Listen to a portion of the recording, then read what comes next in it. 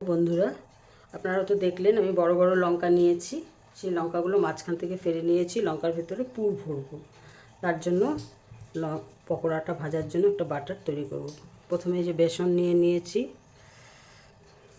চালের গুঁড়ো দেব আর একটু কর্নফ্লাওয়ার দেব। জোয়ান হাতের মধ্যে প্রেস করে দিয়ে দিলাম।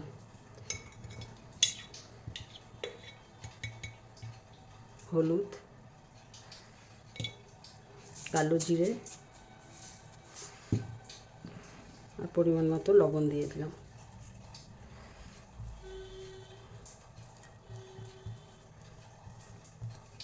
এটাকে শুকনো উপকরণগুলোকে আগে মিশিয়ে নিলাম। নিয়ে এখন জল দিয়ে বাটারটা তৈরি করে নেব। অল্প অল্প জল দেব।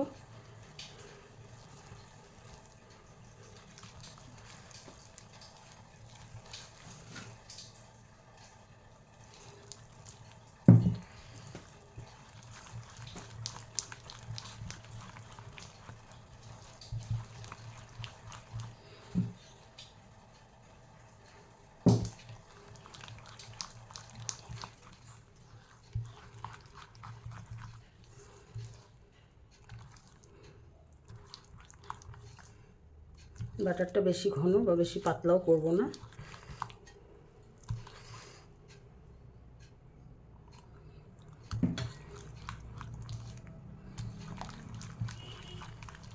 ভালো করে ফেটিয়ে নেব। ঠান্ডার দিনে কিন্তু এরকম পকোড়া খেতে ভালোই লাগে। আপনাদের কেমন লাগে কমেন্ট করে জানান। এই যে দেখুন আমার বাটারটা রেডি হয়ে গেছে। এবার পকোড়াটার জন্য পুরটা তৈরি করব। এই পুরটা আমি বসিয়ে দিয়েছি। লঙ্কার ভেতরে যে দেব পুরটা, সেটা আমি বসিয়ে দিয়েছি। করে নিচ্ছি পুরটা।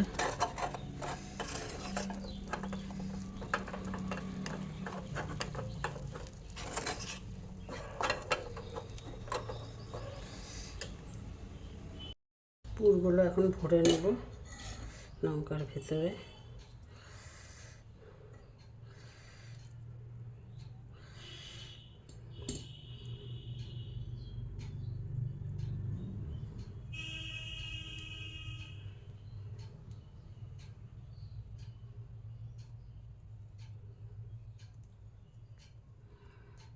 এরকম করে সবগুলো পুর আমি ভরে নেব।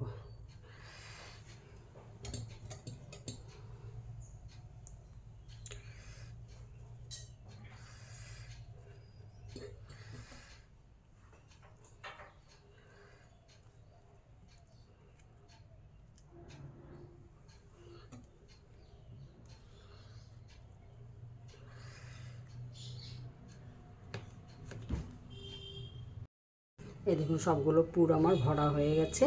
এবার আসুন পকোড়াটা ভেজে নিই।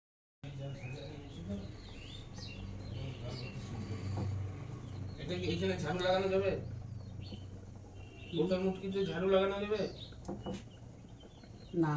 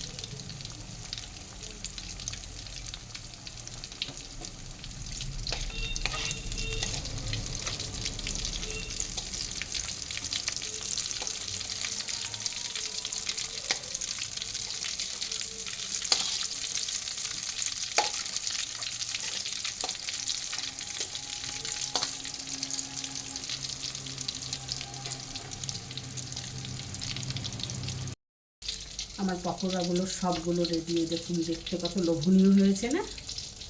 কার কার খেতে ইচ্ছে করছে চলে আসুন। আমি ওই তেলের মধ্যে আবার কটা বেগুনিও বসিয়ে দিয়েছি। এবার খাবার পালা। পকোড়াটা খেয়ে বলো কেমন হয়েছে। লঙ্কার পকোড়া। বাহ, খুব ফুলেছে তো।